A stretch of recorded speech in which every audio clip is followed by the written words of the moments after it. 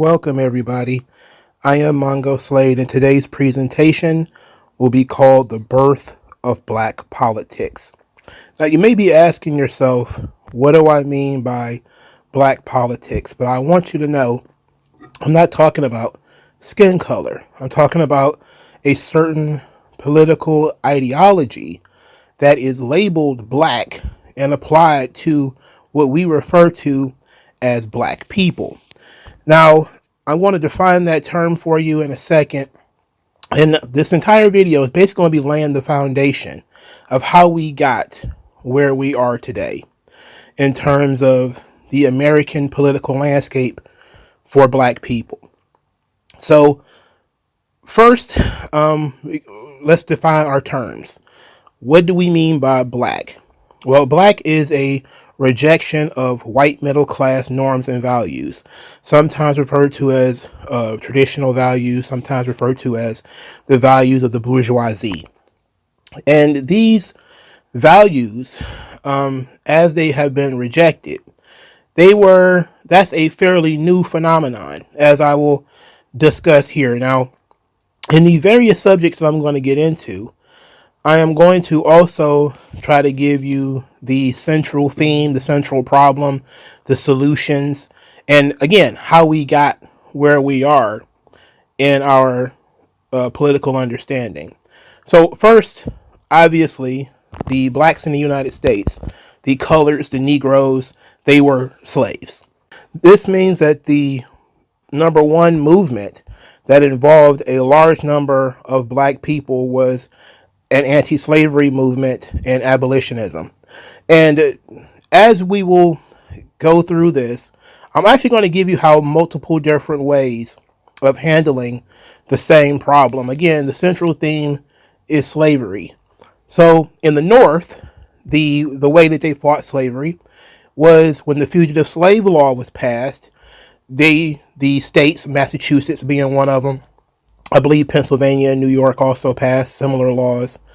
They allowed Negroes to own guns. So Negroes would form militias and ways to protect themselves from slave catchers and masters coming looking for slaves. And this was one way of handling the slave issue, was to keep it contained to the South, because if you came up north, you were likely going to get shot. But the aggressive way of handling things was not always favored. Probably one of the most popular ways of handling things was the Underground Railroad, which was subverting slavery, where individuals would, of course, help slaves run away. But you also had rebellions on the plantation, where either slaves would fight back physically, fight back against the masters and the overseers, or they would destroy property. They would burn down the slave quarters, burn down the master's house. They would destroy property, meaning the tools that they would be given to use for their work. They would destroy them. They throw these things away and constantly cost the master money as a way of rebelling against being enslaved. Some individuals decided that direct action was the best mode of dealing with slavery. This, of course, being slave revolts. So Nat Turner, for instance, John Brown, the white abolitionist who decided to try to incite a slave revolt by arming slaves with weapons that he planned to steal from the United States government. That didn't occur, obviously. So the central issue when it comes to slavery was that they have all of these Negroes in the South, and various state governments were deciding whether the Negroes could have rights or not, and what rights that these Negroes could possibly have. As it was discussed in the earlier part here, in some states Negroes could own guns, in other states Negroes were banned from owning guns.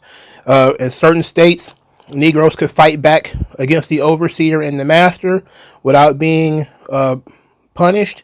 In other states, you couldn't. In some places, if you ran away, then especially if you ran away to a free state, you were considered free. In other places, that was not the case. So what ended up happening is the Supreme Court of the United States made the decision in 1857 that the Negroes do not have rights because the Negroes are not citizens. This, of course, would be the Dred Scott decision of 1857. So now that there's something written on paper saying that the problem with the Negroes is not only are they not our equals, but they're not citizens of this country. So now the only way to fix this problem is to make the Negroes citizens of the United States. Now, the Dred Scott decision was so offensive, not only because it wiped away quite a few slave rights which existed in some slave states, but it also applied to Negroes that didn't live in slave states. So the issue of slavery was a unifying mission. It was something that affected all black people, whether they were born free or whether they were born enslaved. Because just because you were born free doesn't mean that you can't be enslaved. And slavery was a peculiar institution where, and I know that most people, when they read about slavery or when they hear about it, they think of it in terms of it being the worst possible thing that could happen to you. But in doing research about slavery, you find out that a lot of the whites who owned slaves, they didn't own slaves because they hated black people. They owned slaves because pretty much everybody that they knew owned slaves. And it was, in some ways, a status symbol to own slaves. And they worked plantations, which is hard labor. It's very difficult to run a farm back then when you didn't have the kind of technology that, of course, would show up many years later. So you needed the field hands. You needed hands. So it wasn't necessarily about slavery, wasn't necessarily about hatred of black people. However, there was a belief that blacks were not equal to whites. This was even something that abolitionists and slaveholders agreed upon, that blacks were not equal to whites, and that but the abolitionists would say just because they're not equal to whites doesn't mean we could keep them as slaves, while sometimes the slave masters would say they're not equal to us, they need us. What will we do with these Negroes if we set them free? Where would they go? How would they live? They couldn't take care of themselves. If you read some notes from slave masters, they talk about slaves almost like their children, sometimes as members of their own family, meaning my Negroes, and I'm concerned about my Negroes, what's going to happen to them if you make them free. You know, they're going to starve, they're going to die. How are they going to take care of themselves? And the reverse was also true. The slaves would sometimes concern themselves with the masters. What would the master do? Who's going to, draw the master's bath? Who's going to feed him? Who's going to do all this stuff? They had learned to live together, not necessarily harmoniously, but human beings learn how to adapt. And they have learned to adapt to that scenario and to that situation. Some people more than others, obviously. So when people find out that some slaves went and fought in the Civil War, they don't understand why that would be the case. Sometimes they will say, well, the masters forced them. But that's not always the case. The slaves sometimes saw themselves as a member of the master's family. This is going to be important later, so remember this part. The slaves saw themselves as a member of the master's family. And this is the only family that they know. Most of these people who were born slaves, they had only known how to be slaves. Obviously, the North would invade the South and destroy the South. The South would lose the Civil War. The 14th and 13th Amendments would pass. The 13th was passed in 1865 and the 14th in 1868. The Negroes are citizens of the United States. There was also a Civil Rights Act that was passed during this time as well, but that would be later overturned by the Supreme Court. So that was abolition, I want to note here, just because I like to show you guys that there is always a difference in how people choose to handle these situations. I mentioned earlier that there were some people who preferred to run away, and there were some people who preferred direct action. Well, Frederick Douglass, obviously a very famous abolitionist, one of the most famous black people to ever exist, he was criticized for not joining John Brown in his raid at Harper's Ferry. Now, John Brown did tell Frederick Douglass that he was going to invade Harper's Ferry and told him about the entire plan. But Frederick Douglass did not agree with that. And therefore, when he was invited, he did not go. So Frederick Douglass was called a coward, mostly by some people who did go to Harper's Ferry and by other blacks who, when they found out that Frederick Douglass didn't go, he had to put out a statement. And in his statement, I'm going to summarize it a little bit. He took umbrage specifically with the idea that he promised John Brown that he was going to go and didn't go. He said, look, you want to call me a coward? Fine. Call me a coward. But one thing I'm not is a liar. I never told the man that I was coming. I never told the man I was going to do it. So the fact that I didn't go should not be much of a surprise to him. Now, in his argument, he said that in the defeat of slavery, everybody fights their own way. And for him, he respected that this is the way John Brown wanted to handle it, but it's not the way that he wanted to handle it. It's not the way he would have approached the situation. He thought it was, and a lot of people thought it was very reckless and very radical. And Frederick Douglass was one of those people, but he did get heavily criticized in his time for not participating in Harper's Ferry. So after the fall of slavery, now the Negroes, the blacks, they are citizens of the United States. But now there's a new problem. 1896 Plessy versus Ferguson, separate but equal.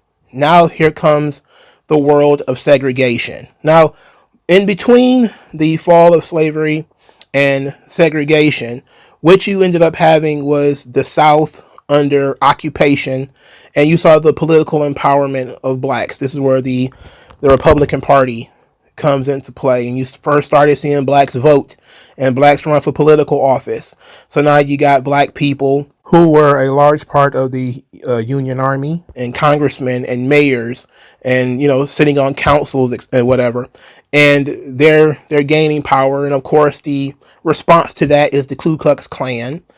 So Plessy versus Ferguson says, look, separate but equal. The Negroes are not equal to the whites. They should not be in white establishments. They should not be in white spaces. So the blacks, they start to respond to this by creating a parallel economy.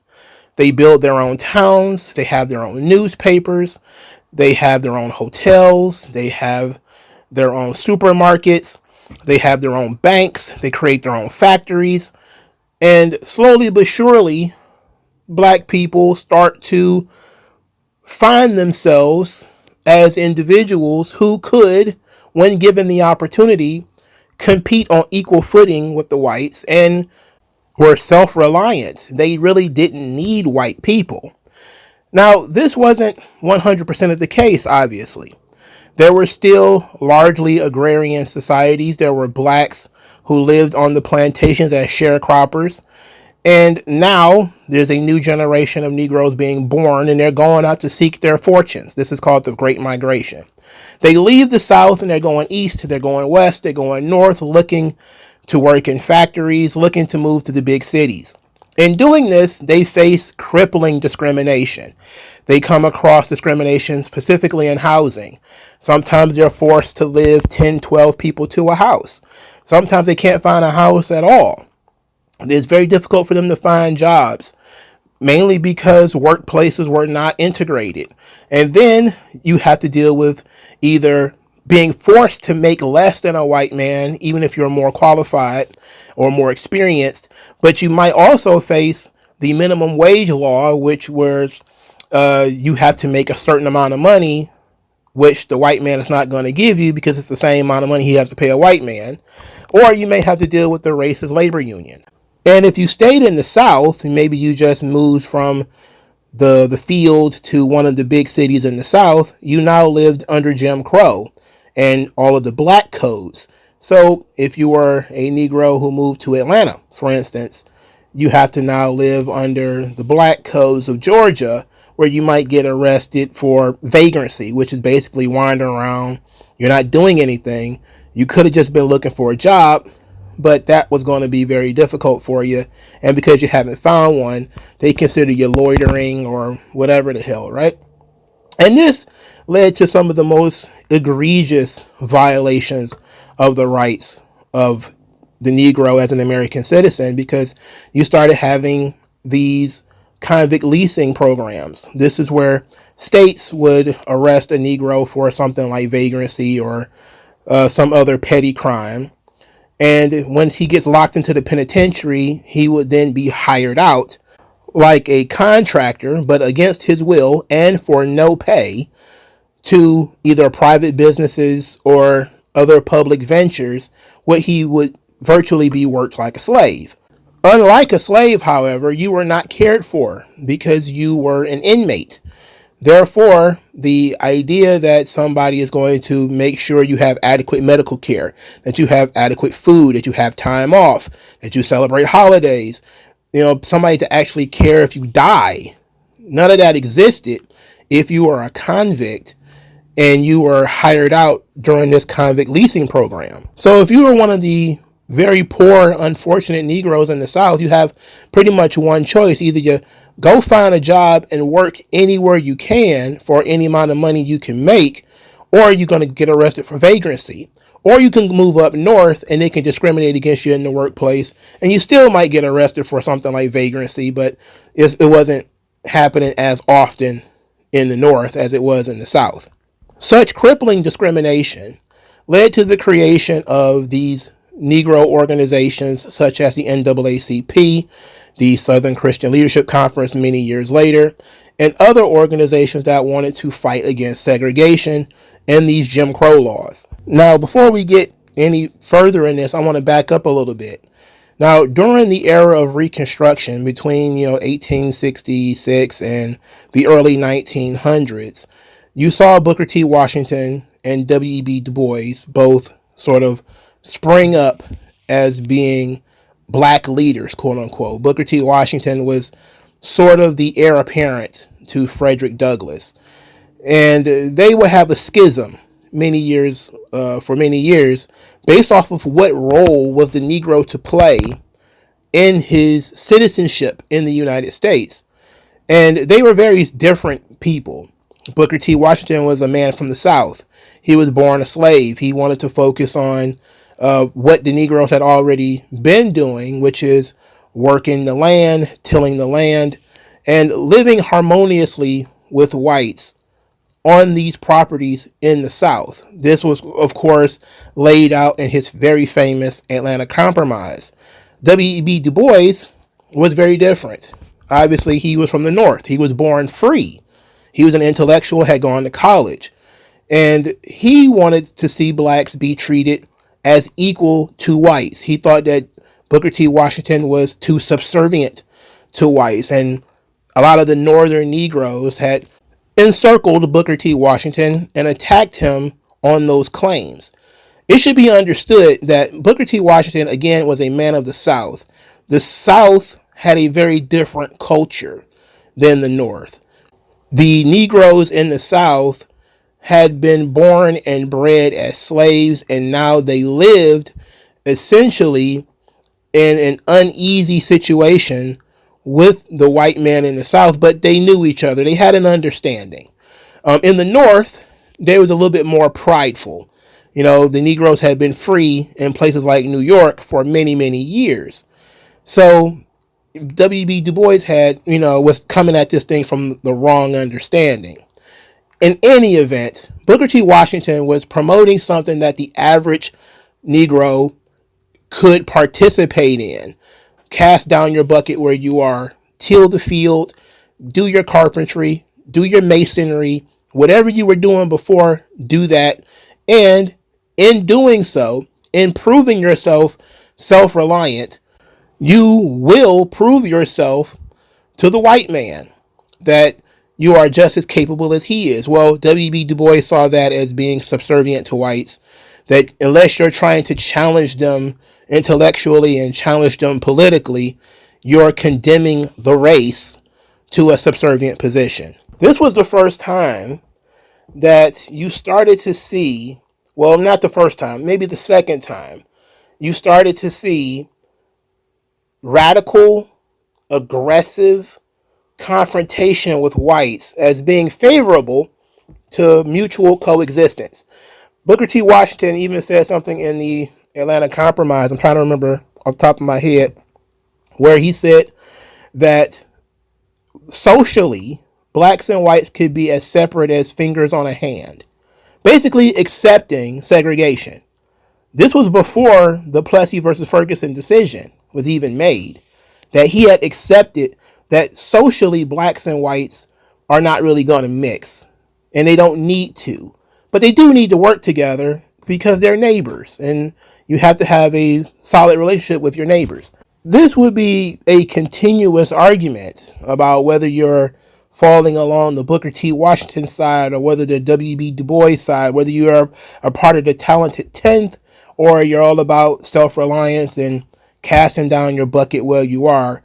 It's a conversation that is still going on 100 years later. So the question was, what role do the Negroes play in American society? Now that you're citizens, are you just a labor class or are you a competing political group? And the question was not really answered at that time because all Negroes were treated the same way. All Negroes were separate from whites, and occasionally you would get blacks and whites in the same school or in the same facilities, but sometimes, like in the factories up north, there would be a certain place where the blacks would work, and that would be separate from the place where the whites would work. But overall, this question was not answered because there's no real answer to be had because nobody can speak for everybody, right? It's all about what's practical and what's radical. So going back into our timeline, the civil rights movement begins, I guess, in like the 1930s, thereabouts. And you saw all of these organizations pop up. A lot of them are very, very local, and they're challenging Jim Crow laws, and they're challenging these black codes and these convict leasing programs. And the NAACP is the powerhouse because they're essentially funneling lawyers into all of these districts. But the law moves very, very slow.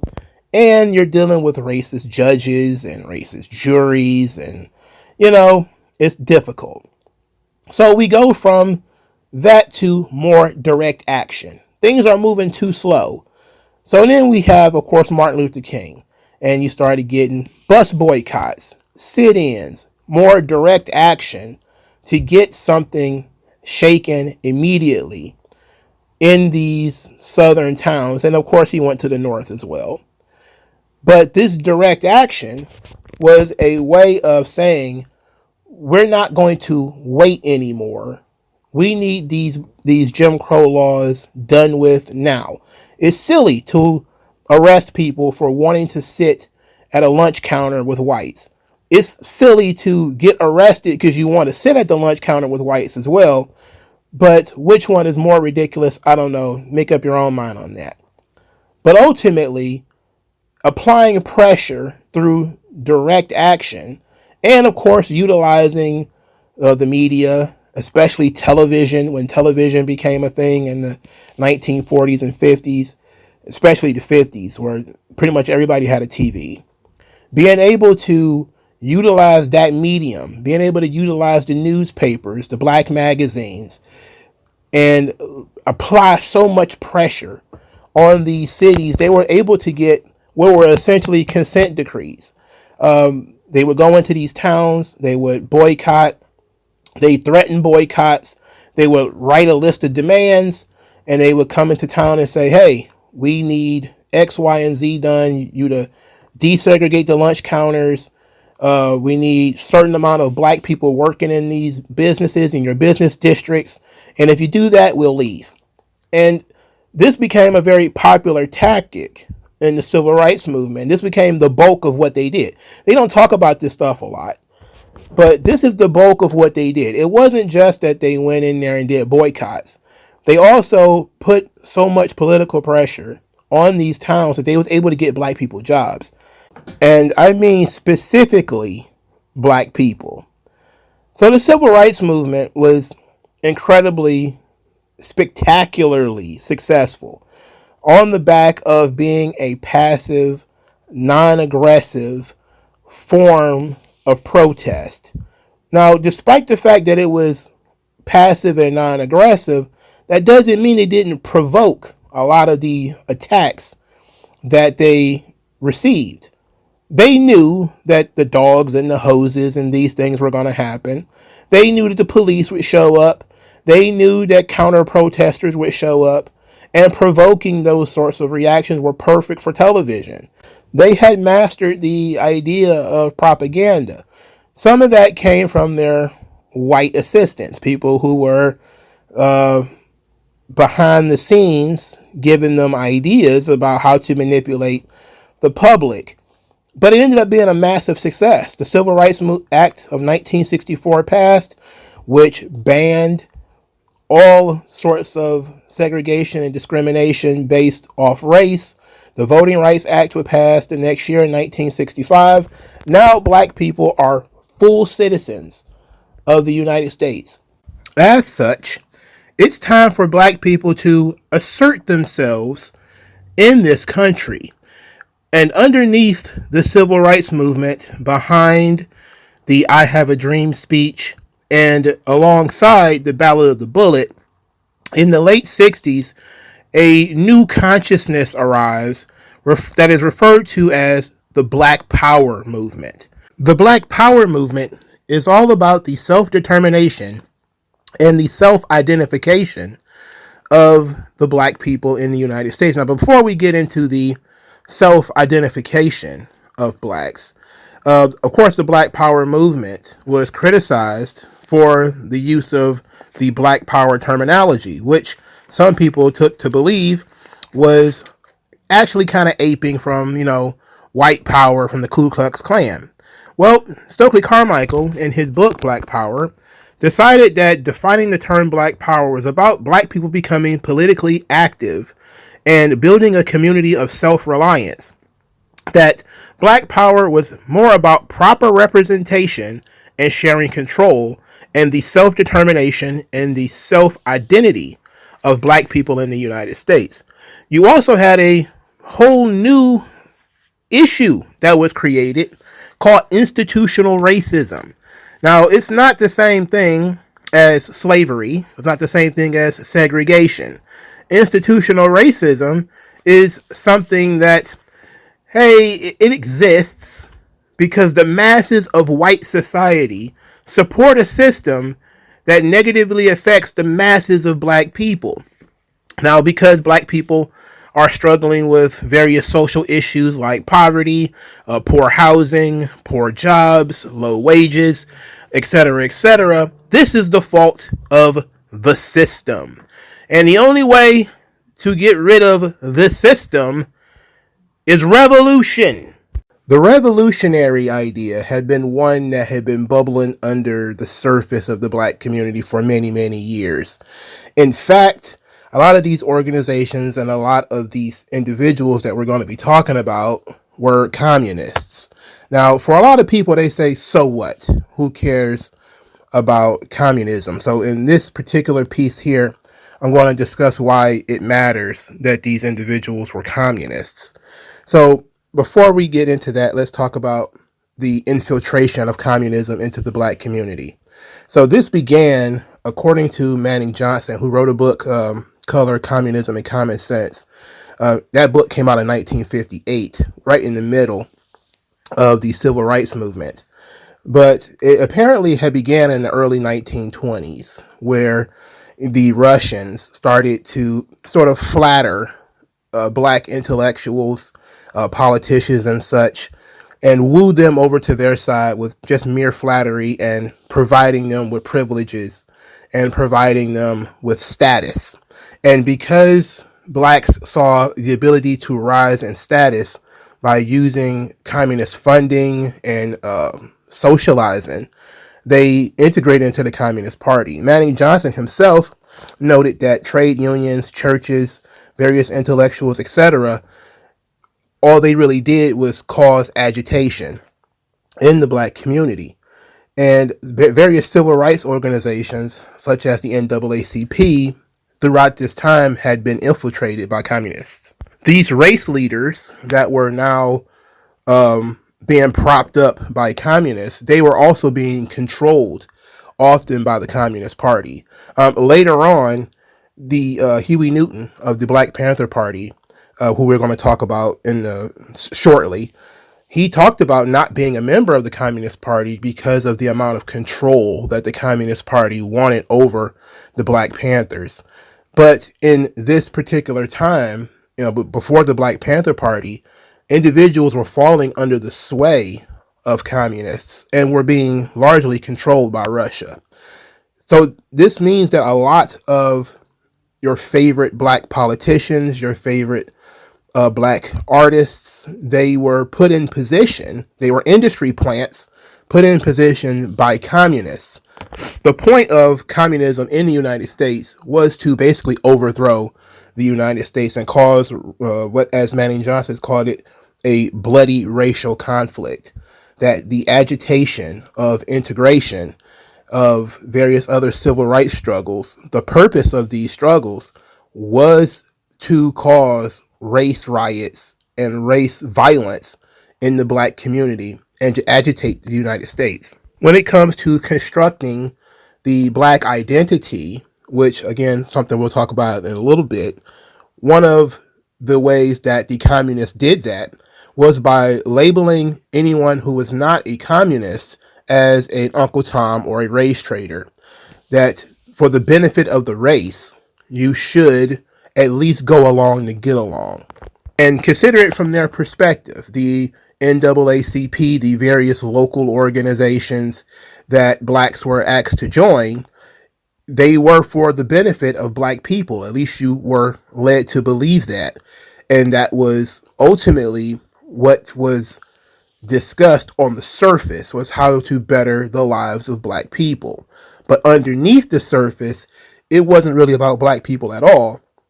It was about how best to overthrow the United States government or agitate and gain more power for the slow revolution in the United States. Manning Johnson himself had gotten into the Communist Party through a labor union, but there was others, such as Julia Clarice Brown, and she was an FBI agent, I guess you could say an informant, who had infiltrated the FBI. She did an article in Ebony magazine in 1961.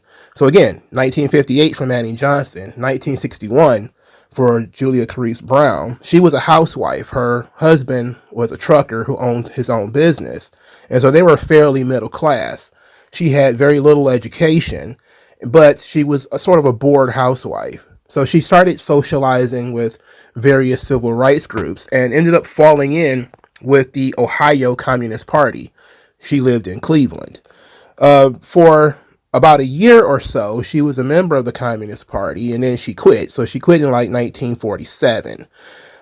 She was scared off by the talk of revolution and overthrowing the United States government. She was so scared, in fact, that she ran to the FBI, who talked her into going back in. And so for the next 13 years, she was an informant in the Ohio Communist Party for the FBI. And during this time, she basically just involved herself in a lot of social events where she would jot down names and descriptions. She, of course, admitted that, things like sit-ins and boycotts were communist inspired. This, of course, was also revealed in the 1980s with David Garrow's book on Martin Luther King, where you had all of the communist handlers of Martin Luther King were the ones pitching his ideas. They were the ones crafting his speeches. They were the ones crafting a lot of his ideas. So you started asking the question, like, what part of this blackness is actually black? How much of this comes from black people, or does it come from outside of black America? But Julia Clarice Brown, she was asked to infiltrate the NAACP by the Communist Party. And she had nothing against the NAACP. Again, she's just a well-meaning older lady, not really Tom Clancy or anything like that. She doesn't know a whole lot, but she does what she's asked, and she finds herself in a world of social events, dances, various other speeches, and things like that. Where she, as a member of the FBI, she is told to, hey, jot down names, remember faces. As a member of the Communist Party, she's told to agitate, to go in there, cause all kinds of issues constantly. And she said it became very stressful for her. She would say in the interview that being in these communist meetings, they made her crabby. She used the word crabby and said she couldn't think so good. Again, she was a woman who had a high school education and know nothing more. And she's being told to basically argue with a lot of these high intellectuals, people who had gone to college, and she's just told to go in there and cause disruptions. Eventually, she got out of the Communist Party because she was accused of being a stool pigeon for the FBI, which of course ended up being true. But she had got caught jotting down names at parties, and she had been approached, and her husband had been scared in their home, and eventually she got out. But she was in there for 13 years. And she talked about a lot of the same stuff that Manny Johnson was talked about, that white women, for instance, was used as bait to lure black men into the Communist Party, that a lot of the direct action that Martin Luther King and those like him had engaged in was communist inspired. It should be noted that as we talk about people in the future, people like Robert S. Williams, who was one of the many inspirations for the various armed black groups. He was a former leader of the NAACP. Robert F. Williams ended up becoming a communist. He was not a communist initially, but he had lived in Monroe, North Carolina, and he was constantly terrorized by the Ku Klux Klan, which led to him engaging in armed shootouts with the Ku Klux Klan. And the Ku Klux Klan, obviously, as we've talked about on this channel before, were white Christians who were anti-communist. So it seemed natural for people who were anti-Ku Klux Klan to adopt things that were things that the Ku Klux Klan didn't like, that they were black, socialists, etc. But Robert F. Williams, when he got in trouble for apparently kidnapping a white couple, that's a very dodgy situation, according to him and to other people who read about the story. Apparently, he had just detained them for a short amount of time, and that was considered kidnapping. But he fled to Cuba, where he started writing articles for a magazine called The Crusader, not to be mixed up with Cyril Briggs, who we'll also talk about later, writing an article called The Crusader. So both of them had magazines called The Crusader, but Robert F. Williams' Crusader would be in like the 50s and 60s. Well, the 60s, basically.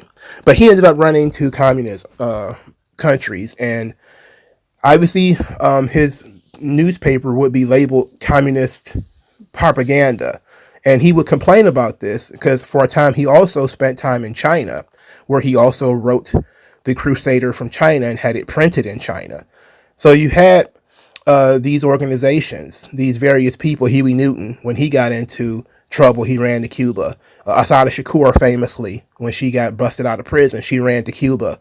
These people run to communist countries, and they liked meeting with communist leaders. Individuals like Huey Newton met with Mao. He met with Fidel Castro. Castro was especially a favorite among black radicals. Stokely Carmichael said that Fidel Castro was, a Pan-Africanist, despite the fact that Che Guevara, who actually went to Africa, was an extreme racist, and that Afro-Cubans was also facing a lot of racism in Cuba. But Fidel Castro and Cuba was beloved by black radicals. The Communist Party also held tremendous sway in Hollywood. So individuals like Paul Robeson were members of the Communist Party, kind of on the low. And These individuals who had power and prestige were considered good individuals for civil rights. They were considered upstanding members of the black community. They were considered heroes. Individuals like Cyril Briggs, individuals like W.B. Du Bois.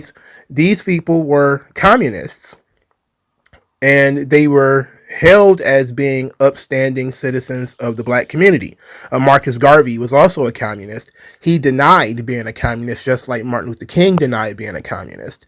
Denying that you were a communist was very important, considering in the 1950s and 60s there was still a lot of stigma attached to being a communist. You were considered an anti-American, especially considering the Cold War that had been going on during that time. So unlike today, where you see Democratic Socialists of America partnering up with Black Lives Matter, where they're all just openly communistic together, back then people lied about being communists. That was because Negroes wanted to be seen as patriotic Americans.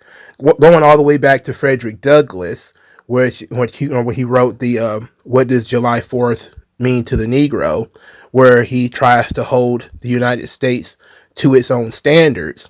These uh, types of stories have always existed. The Negro fought in every American war. He as American as the whites is. That has always been the argument. But now you see that these Negroes are having their ideas shaped and their identities shaped by outside agitators. I mean, and to be fair, the American government and American society was still widely racist. And so attaching yourself to something and somebody who seeks to help you, at least on the surface, seems like a good idea at the time. Obviously, I have the benefit of being in 2025 while they were operating in 1960, correct? So I get that. At the same time, though, even at that time, it was not obvious that they actually cared about the benefits of moving forward black people. For instance, Julia Clarice Brown said that one of the issues with her being a member of the Communist Party was that her husband owned his own business and they had a nice home, and that she was constantly being sort of degraded as being petty bourgeoisie. And as a middle class black woman with not a lot of education, she was kind of looked at as the enemy. We are going to use you as far as we can, because the revolution always eats its own. The individuals who helped the revolution almost always end up being purged later on. And she saw that she was on the chopping block. Her husband owned his own business and they owned a nice home and they lived in the suburbs. And she knew that among the people who were not really all that interested in uplifting blacks, but agitating blacks, which is a very different thing. Uplifting means I'm going to give you the tools and education that you need to make your life better. Agitation means I'm going to make you miserable. And Manning Johnson talked about in the Color, Communism, and Common Sense that blaming other people for your failures, ignoring your opportunities, and expecting people to do things for you, especially white people, were some of the most obvious red flags that you're dealing with somebody who is engaging in communist agitation. So of course, once our civil rights, quote unquote, became less about how black people can do things for themselves and more about how white people should provide us with better schools, how white people should provide us with better houses, how white people should provide us with better food, now you understand how the conversation changes from the early 1920s into the 1960s. Before we get into that, let's back up a little bit. So during the civil rights era, obviously everybody knows that there was a schism about how best to handle the issue of segregation. There was Malcolm X and then there was Martin Luther King. Martin Luther King was born in the South. He was for integration. He was a Christian pastor. You could put Christian in quotations because he was not a real Christian. He was a radical. He wanted to be politically allies with whites. And he was passive. He was not an aggressive guy. Even though he had very assertive ideas, he wasn't really openly aggressive. Malcolm X, however, was born in the North. Because he was a member of the Nation of Islam, which we're going to talk about in a little bit, he was for separation. He was a Muslim. You can put that in quotations because he became a real Muslim before he died, but the Nation of Islam are not real Muslims. He focused mostly on self-reliance and did not see a need for alliance with white people at all. He just needed an understanding with whites, which he received with the Ku Klux Klan, who were on the extreme end, that they agreed on separation. But we'll talk about the Nation of Islam in a little bit. But for mainstream America, Martin Luther King's I Have a Dream speech is the most important speech that was ever caught on video. Yes, you have the Declaration of Independence, you have the Emancipation Proclamation. These documents were way before television, some of them before radio. But the most important speech in the last 100 years for mainstream Americans, whites, blacks, Arabs, etc., was Martin Luther King's I Have a Dream speech, because it was about unifying. It was about bringing everybody together. But for the young people who are in college, the young people who are in high school, the people who watched television every night and saw dogs, fire hoses, people being hit in the head with bottles, all because they wanted equal rights to whites. For those children and those young people, Malcolm X's Ballot or the Bullet was equally influential. It changed the lives of everybody who saw it, who had the mind of a radical. It became the single most important speech ever done for the radical black activist. The Ballot or the Bullet speech was performed in 1964. 2 years later, in 1966, the Black Panther Party for Self-Defense was formed in Oakland, California. Guns everywhere. All right. Now, this is not the first time black people had used guns. If you go back to abolition, there were black militias. There were always armed black. The NAACP encouraged blacks to arm themselves when they were in the Jim Crow South to fight off the Klan and to protect their property and their rights. But Malcolm X was on television. That's the difference. Television. So now it's not a local thing. This is something that is being blasted into the face of every 16-year-old, 17-year-old black frustrated youth in the country. The most important piece of the Ballot of the Bullet, however, is not the bullet part, even though that's the part that gets the most attention. What's the important bit for a lot of the black activists is the part where Malcolm X says, just being born in the United States doesn't make you an American. So now we go into the next part, which is our Black Power generation. And the question now is, who are these people? Who are these people we call colored? Who are these people we call Negroes? Who are these people we held as slaves who are now calling themselves Afro-Americans or blacks or whatever? Who are these people? Are they Americans? Are they Africans? Are they Africans in America? We don't know who they are. We don't know what they are, but we do know that they've been trying to figure it out. You first started seeing identity politics played in the early 1900s. You had guys like Marcus Garvey, who popped up with the United Negro Improvement Association, and he brought with him the concept of Pan-Africanism. And Pan-Africanism essentially says that the black man in the United States is African. He is just as African as the Haitian, just as African as the Jamaican, just as African as the Africans themselves. And he obviously wanted black people to return to Africa. Likewise, there was a man named Cyril Briggs in New York City who founded an organization called the African Blood Brotherhood.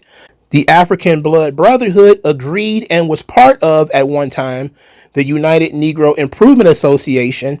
Cyril Briggs was also an immigrant. I believe he was from the West Indies. He would have a schism with Marcus Garvey and they would separate. But Pan-Africanism is becoming a thing. There's organizations now that exist that are teaching the Negro in the United States that you are not an American, you are an African living in America. Now, Marcus Garvey wants to take all the Africans back to Africa, all the Negroes back to Africa. They don't want to go. They don't want to go because so many of them have now been born in the United States. They've never been to Africa. So they reject the idea. They would rather stay right here. But just because you're here doesn't make you an American, right? W.D. Fard, who was also an immigrant, I believe he was from Turkey or somewhere from North Africa. He was often described as being light-skinned or almost white. But W.D. Fard, or Farad, he had so many different aliases. Sometimes he's also called W.D. Muhammad or Muhammad Farad or whatever.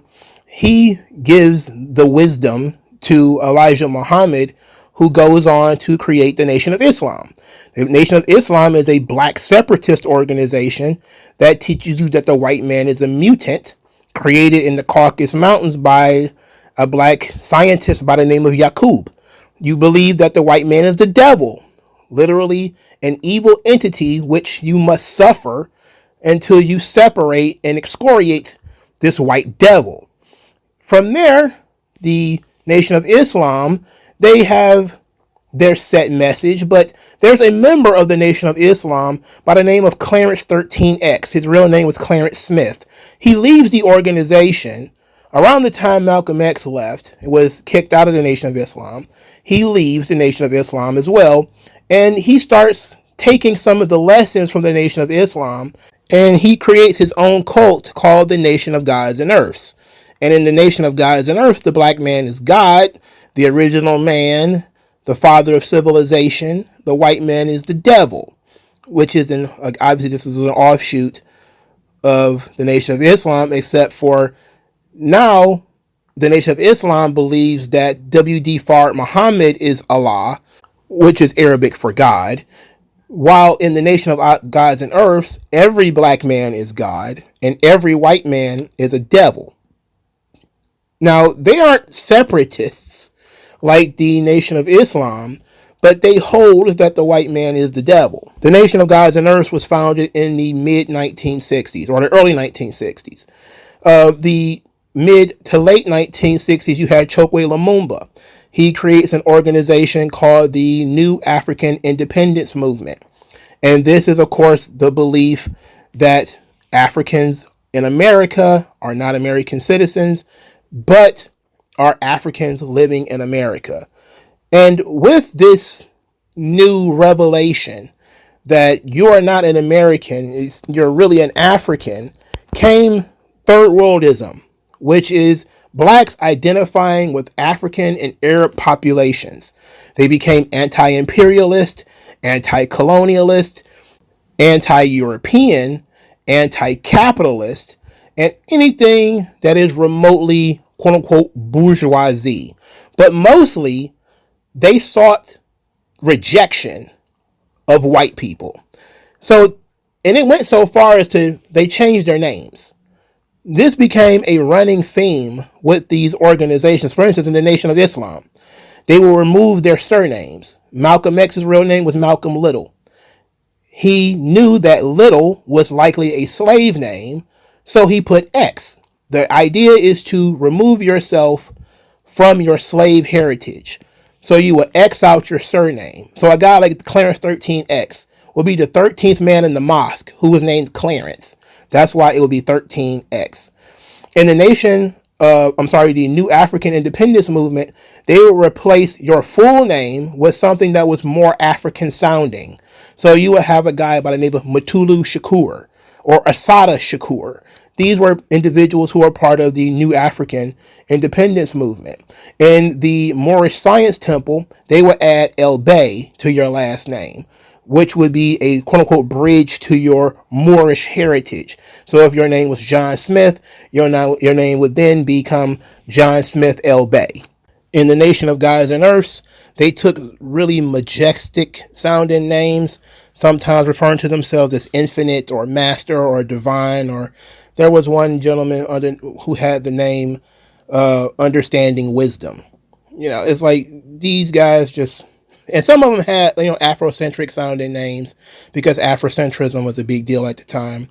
But the overall goal is to forsake your quote unquote American identity, your slave name, to accept a new name in your new role in society, to empower yourself by naming yourself and creating your own identity. There were other organizations as well. I don't mean to forget, but I can't list all of them. Some of them were very much local, but a lot of them were very Afrocentric and very African-centered organizations. And they all seem to be coming of age around the same time, which would be in the 1960s. So now there's no real central problem, in Black America. But now the Negro wants to assert himself.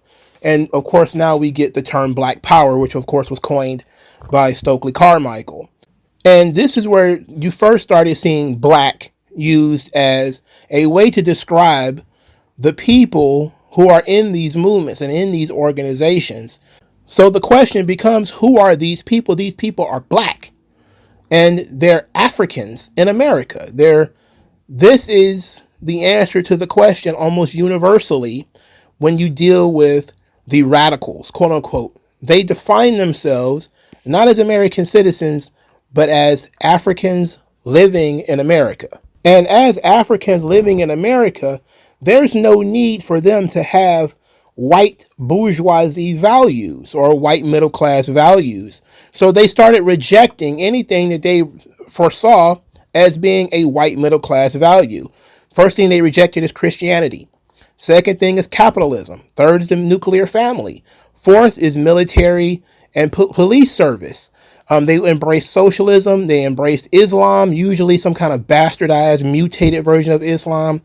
A lot of them participated in what we call found families, which are families created not by blood, by other types of connections, so through some kind of cult or through naming yourself, like the Shakurs and all these people who would just name themselves after each other to create a family. They embraced education, but only so much as they could brainwash individuals, not necessarily education for its own sake. And they corrupted things. They corrupted Christianity. I talked about liberation theology, which is not Christianity. And then you also saw, and this was the number one problem, they embraced criminality. They embraced uniting with gangs and prisoners. They saw them as part of the struggle. In fact, they were the vanguard of the struggle. They were the political prisoners. They were the martyrs. In our society, the truly oppressed were the criminals. So for the first time in history, in the 1960s, you saw black people actually embracing criminality. Before this point in history, being a criminal was seen as being a negative thing. But in the black radical subculture, being a criminal automatically makes you a political prisoner. You started seeing these individuals engage in what they refer to as expropriations, which are robberies. They constantly chanted, "Kill the pigs," which means shoot at the police officers. They had an innate focus on the revolution, which is for some overthrowing the United States or large-scale land and wealth redistribution, which of course means that they're embracing almost full-scale communism. They reject respectability politics, which they see as traditional norms and values. I remember having a conversation with a guy, and he said, they threw bottles at us when we were wearing suits. They turned the water hoses on us when we had our pants pulled up. So why does it matter now? When I didn't have a tattoo on my face, they sick the dogs on us anyway, because they have this sort of mentality that it doesn't matter. It's nihilistic in a way. It doesn't matter how I dress. It doesn't matter how I approach myself, how I posture. White people hate me regardless. And as such, this idea is all about unity. All of these organizations was about unity, but it was not about unity based on skin color. It was based on ideology. You had to accept their version of what being black meant, which means the rejection of Christianity, capitalism, the nuclear family, rejecting military and police service, and embracing crime and criminality. And people who chose not to do that, well, they were considered acting white, or they were bourgeoisie, or they were conservatives, quote unquote, or reactionaries, whichever term you may have come across. During this time, after the Civil Rights Act, there's no dragons to be slayed. There's no race-specific dragons to be slayed. There's still the same issues that everybody has, which is poverty, crime, housing, etc. So the Black Power movement became about international issues. This was the benefit of being Pan-African. This was the benefit of embracing a third world ideology, is we've solved a lot of our race-specific problems in the United States. Now let's talk about apartheid in South Africa. The various colonial issues in parts of Africa became a big talking point. The Haitian Revolution, the Cuban Revolution, these various overthrowing tyrannical governments became an obsession. They looked up to Che Guevara. They looked up to Mao Zedong. And they wanted to be like those people. And those people had led a people's revolution against a tyrannical government. So they figured they had to do the same thing in the United States. So the revolution became an all-consuming goal for the radical organization. It even had leaked over into white America, where you had the Weatherman Underground, and various other white leftist organizations who were obsessed with overthrowing the American government. But if you're going to overthrow the American government, you're going to need soldiers. This is where criminals became very useful for political purposes. They were the shock troops. The Black Panther Party, specifically Huey Newton, had the idea to recruit gangs as part of his political organization, because when the time comes for the revolution, you're going to need people who are used to using guns.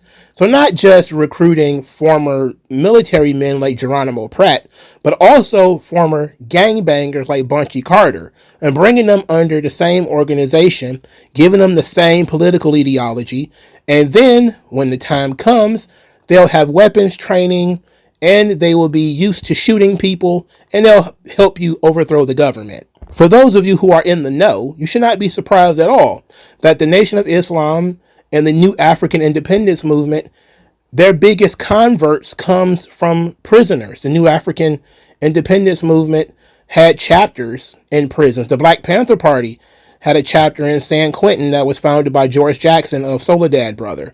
These individuals saw soldiers in criminals. They saw soldiers in prisoners.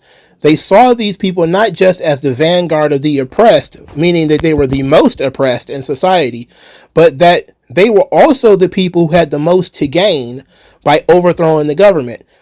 Namely, this is something that they learned from the French Revolution, back when they stormed the Bastille and emptied the prisons, and you're beheading the elites alongside long-term criminals. This was a consistent tactic for individuals who are engaging in revolution, is you find people who are already antisocial and people who already have gripes and anti-government, and you get those people together and you radicalize them with your politics, and then you sick them on society.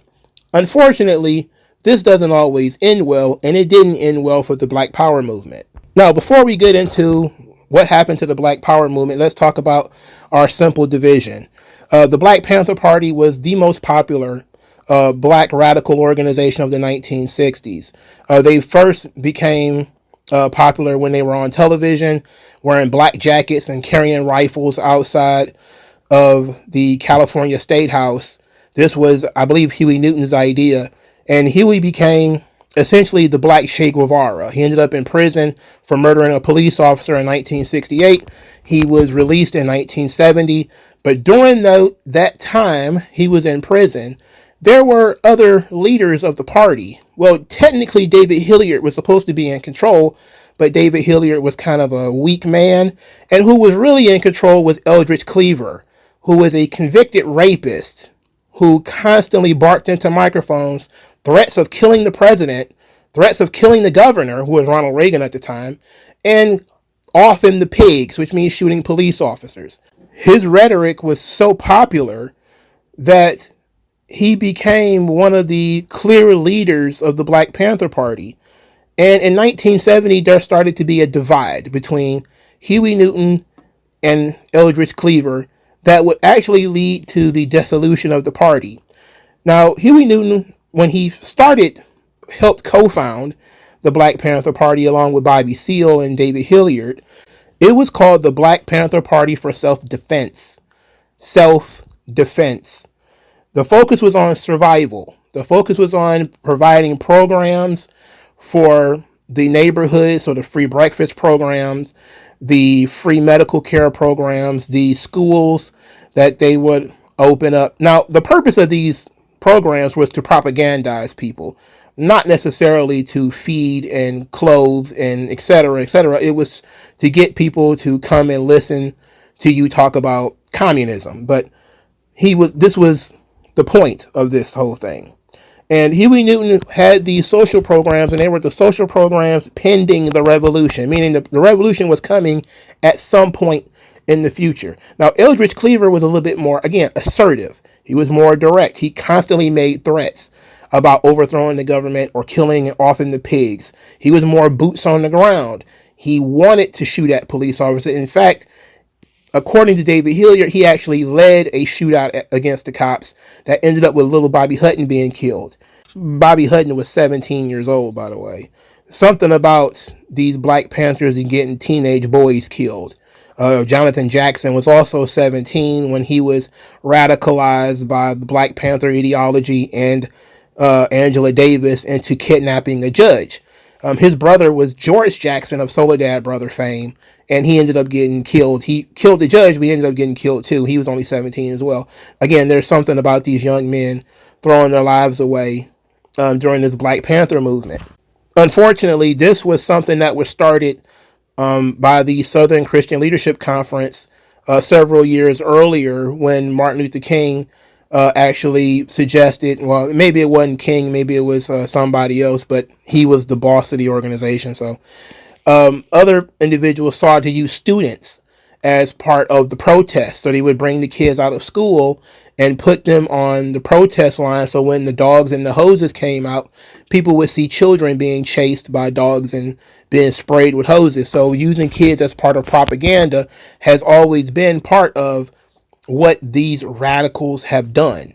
In any event, when Huey got out of prison in 1970, him and Eldridge Cleaver had a whole lot of problems. They did not see things the same way. Huey had gone to prison and sort of softened, in a sense. He realized that there was only so much you can do, and you had to slow roll this revolution thing.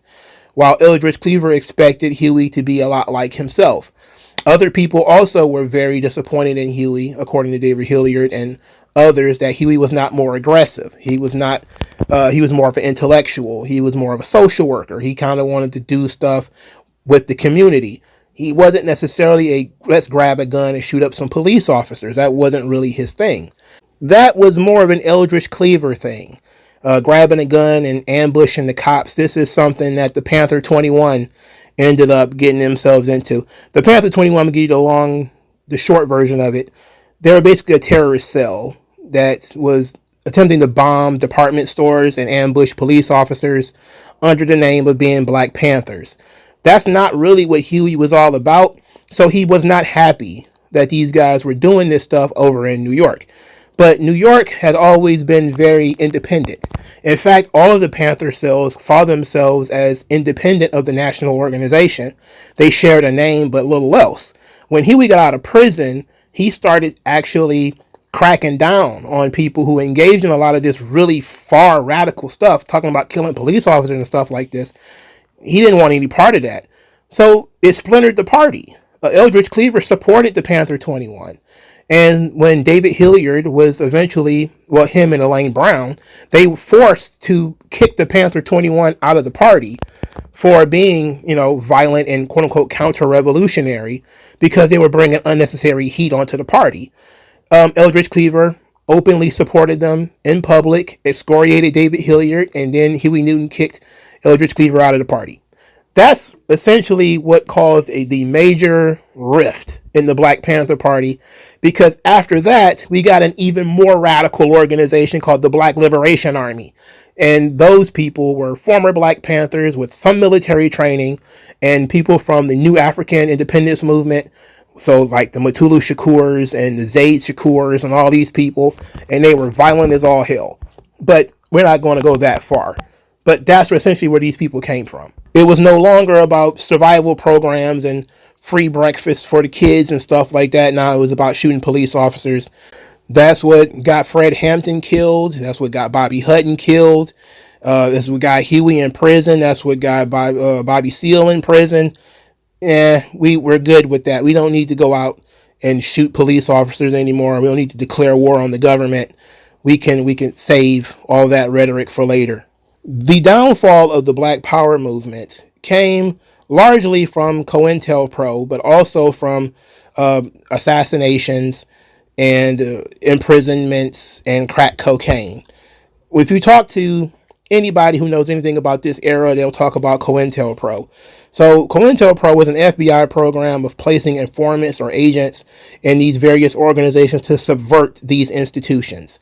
So there was at some points 50 to 100 fake Black Panthers peppered throughout the country, informing on various members. This led to the Black Panthers actually killing some of their own members, like an individual by the name of Alex Rackley was murdered by the Black Panthers, I believe, in Massachusetts, because he was believed to have been an informant, even though he wasn't.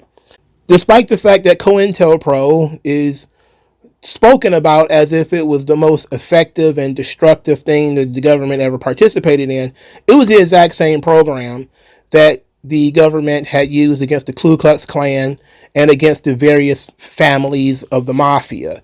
If you want to know why the mafia wasn't as popular or as strong in the 60s and 70s that it has been in the 20s and 30s, it was because of informants. The same thing with the Ku Klux Klan.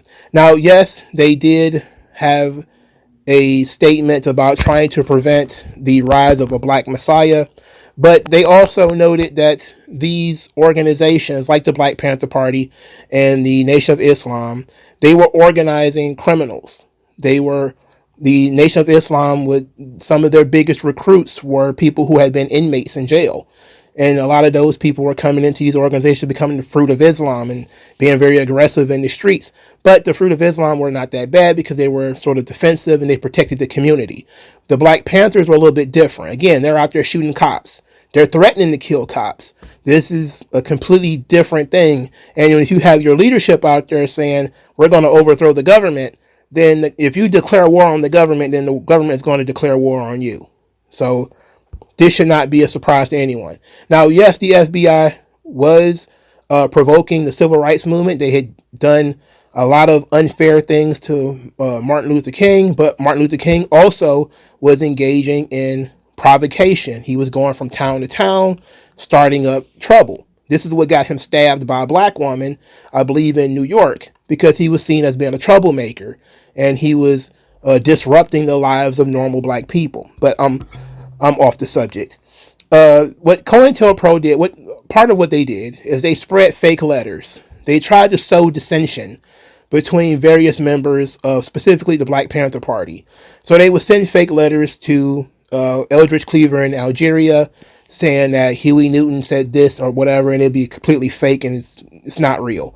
And then they would do the opposite, as Huey lived in a penthouse in San Francisco that was being paid for by some of his rich white friends. He would get a note saying that Eldridge said this or that, and it would not be true. But they naturally had an issue already, and the government was just picking that scab. They were causing more friction than normal to keep these people from joining together. Obviously, if you saw the movie Judas and the Black Messiah, you know that COINTELPRO placed letters with Jeff Fort and with Fred Hampton as a way to keep them separate. Obviously, Jeff Fort was a terrorist. He would become a terrorist much later, changed the name of the Black Pea Stone Rangers or the Black Pea Stone Nation to El Rukin, which was basically this sort of Arabic Muslim type of thing, just another identitarian group. And he tried to attack the United States on behalf of, I think, Libya. It's some really bizarre stuff going on there. Allegedly, the Libyans also tried to give a large amount of money to the Nation of Islam, and the government stepped in to stop that as well. But this is what the government is, it exists for, is to protect the national security of the United States. And these individuals largely wanted to be a national security threat. This is what they wanted. This is what they asked for. That being said, COINTELPRO did not kill the Black Power movement. It didn't help, don't get me wrong. But a large part of why these organizations ended up failing is due to splintering. They lost their base of support. Something happened where the organization splintered. It cut in half. And it started going in its own separate way. And then some people got caught in the middle and decided they didn't want to do this anymore. I've already talked about the Black Panther Party. I think the split was in like 1972, where Huey, or 1974 is one of them, when Huey officially kicked Eldridge Cleaver out of the party. No, it was 1974 when he kicked Debbie Hilliard out of the party. So it was like 1972 when he kicked Eldridge Cleaver out of the party. He lost a whole lot of respect for doing that, and he lost a whole lot of support when he kicked out of the Panther 21 out of the party. So by purging Eldridge Cleaver and his supporters from the party, he lost a whole lot of support, and that hurt the Black Panthers and their movement. The Nation of Islam, well, they killed Malcolm X in 1965. Now, you can argue that the Nation of Islam didn't kill Malcolm X, but in 1965, everybody believed that the Nation of Islam killed Malcolm X. And Louis Farrakhan didn't help matters when he showed up. But then Elijah Muhammad died in 1975, and from there, it became an argument about who was going to carry the legacy of the Nation of Islam following Elijah Muhammad, whether it was going to be Elijah Muhammad's son or it was going to be somebody else. Of course, much later ended up becoming Louis Farrakhan, but by this time, they had lost any sort of control they had during the height of their popularity when Malcolm X was there. The Nation of Gods and Earths, they lost a lot of momentum as well in 1969 when their father Allah, aka Clarence 13X, was shot and killed, I believe, in a robbery in 1969. He was the glue that kept a lot of the Nation of Gods and Earths together. He was the master teacher who they looked to for inspiration, and they lost their way after Clarence 13X died. Now, later on, specifically in the late 80s and in the early 90s, the Nation of Gods and Earths will have a resurrection, thanks to the Wu-Tang Clan becoming one of the most popular rap groups in history, and every member of the Wu-Tang Clan was a member of the Nation of Gods and Earths. So that became very important, and also hip-hop in general. Nas started coming out, and Rakim in the 80s was a member of the Nation of Gods and Earths. So this sort of kept them alive. None of these organizations completely died, but they lost their base of support, mainly because the elders died or went to prison, and that was mostly what killed the Black Power movement. What aided in the death of the Black Power movement, and is an underrated part of the death of the Black Power movement, was drugs, obviously. Huey Newton was killed in 1989. He had become a crackhead by this point in time. He had been doing cocaine since the 70s, but he didn't start doing crack until I think the 80s. And he ended up getting killed in a drug deal in 1989. Other black radicals like Mutulu Shakur ended up being a crackhead, as well as Afeni Shakur. Mutulu Shakur is the stepfather of Tupac. Afeni Shakur is his mother. They both crackheads. And it's hard to further the revolution when you're chasing a drug high. You also can't really further the desire, the goal of revolution when you're lionizing drug dealers. See, during the Black Power movement, in the shadow of the Black Power movement, you also had drug dealers. A lot of the big 60s and 70s drug dealers started to become local celebrities. For instance, individuals like Nicky Barnes in New York City, where he was on the cover of New York Magazine with a wonderful suit on. And this guy was the epitome of black power. Drug dealing became the best way for black men to make money. So really, by embracing criminality, they actually made heroes of the drug dealers and the pimps, and those individuals would take over the streets. And David Hilliard's book, he discussed coming out of prison, I believe it was in the late 70s, and saying, hey, on these street corners, it used to be politics. You used to see, protests, and you used to see signs and all this stuff. And now you see young cats hopping out of fresh cars with brand new watches and nice shoes. And all of this is coming from drug dealing, because this is what they're doing in Oakland now. It's no longer a politically energized generation. Now it's all about what you can get out of the streets. You did have a lot of these organizations that were against drug usage. They were against heroin, but they almost all smoked weed and supported smoking weed. And of course, people are hypocrites.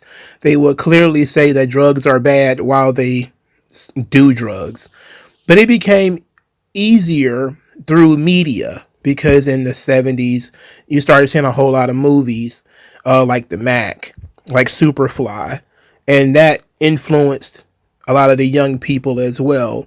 Their political figures didn't have nice cars and a whole lot of money, even though Huey Newton would adopt that look in the late 70s. He would basically look like he stepped off a movie set at some points, wearing a big white suit with a nice white hat over his natural and everything, which is very different from, you've seen every picture of Huey Newton wearing the black beret with the black jacket.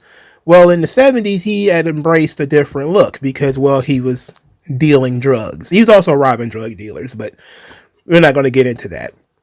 But gangsters became the most important people in the street. And the Black Power movement had embraced these gangsters. Now, they thought they could control them. They thought that they could bring these guys in and turn them into soldiers. But again, drug dealers and gangsters have a very different outlook, very different goal than the political types. So it doesn't matter what these guys think. You cannot really control a guy who will shoot you. In the 1980s, the drug dealers took over. Crack becomes a major commodity. It's an easy way to make money. And obviously you get Freeway Ricky Ross. As I said before, you had Nicky Barnes, you got Alpo in New York, you got the Chambers brothers in Detroit, YBI. All of these various gangsters and gang groups, they rise up and they influence the hip-hop generation. And that's kind of where you get it today. But at the same time, though, these gangsters and their illegal work can still be used. And for the tail end of the Black Power movement, they attempted to collaborate with some of these gangsters. Some of these people, some of these Black Power organizations engaged in drug dealing themselves. Like I said, Huey Newton did. They also tried to create unions of drug dealers by stopping guys from killing each other on the streets by working together. Of course, that didn't work. They also tried, letting these guys sell drugs and then you just kick us back some money. That didn't work either because you can't intimidate these guys. So it became a thing where they wanted to use these drug dealers, these gangsters, in a way that is politically useful. And so they found a way eventually in the late 90s, as they started saying that the drug dealers, the gangbangers, they were victims of institutional racism. They were selling drugs because they were poor. They didn't have any money. What did Young Jeezy say? It's hard to be drug free when Georgia Power won't give a nigga lights free. So that becomes the excuse. The drug dealers, he's both the hero and the victim. He's the hero of the neighborhood when he's Nino Brown going out giving out turkeys. But as soon as he gets arrested, it's not his fault. It was the CIA. It was poverty. It was Ronald Reagan. It was literally anybody else's fault when he gets arrested. But when he's out there shooting people, when he's out there selling dope, well, he's the hero of the hood. So they're doing what's called the long march. Basically, it didn't work through brute force, but if you can keep nagging at the system and getting laws changed and forcing concessions from police, you can slowly but surely mold and shape society, changing what they viewed as institutional racism, even though they claim there is never any progress made. These concessions are things like affirmative action laws, the bring in the elimination of 3 strikes or mandatory minimums, diversion programs, the various programs that are used for like midnight basketball and all these other local programs that they have. And the point of all of these programs is to reshape society. And in the reshaping of society, you see that the Black Power movement had an opportunity to succeed. Unfortunately, they had to make some concessions of their own. They had to ally largely with whites, and then they allowed themselves to be piggybacked by the gays, the Hispanics, the Arabs. Now everybody has their hand in the pot. So as we see, and I'm going to close on this, that Black Power actually failed. It was never about self-reliance. And that might have been the stated goal of Stokely Carmichael and all the others who put their fist in the air and said that's what they wanted. Black Power instead became how best to beg the government for more gibs, applying to the government for better jobs or better housing or more opportunities or better programs or better schools. Real Black Power would have been independent, and it would have been through private, accountable funding, building your own schools, building your own factories, building your own supermarkets in your own neighborhoods, like the Negroes did in the 1920s. That would have been real Black Power. But today's Black Power is hypocritical. It's whiny. Because it was never about the self-determination of people with black skin. It was about communism. These people are communists. And that is, at the end of the day, what black politics is. It is the politics of communists. The Black Lives Matter movement are communists. The Black Panther Party, the New African Improvement Association, New African Improvement Movement, communists. Black Liberation Army, communists. Symbionese Liberation Army, communists. The only ones that weren't communists was the Nation of Islam and the Nation of Gods and Earths, because they really didn't have like an economic platform. The idea being that Black Power or black politics is for the benefit of black people is false. It is only for the benefit of those who subscribe to that political ideology, which I hope now you realize you shouldn't.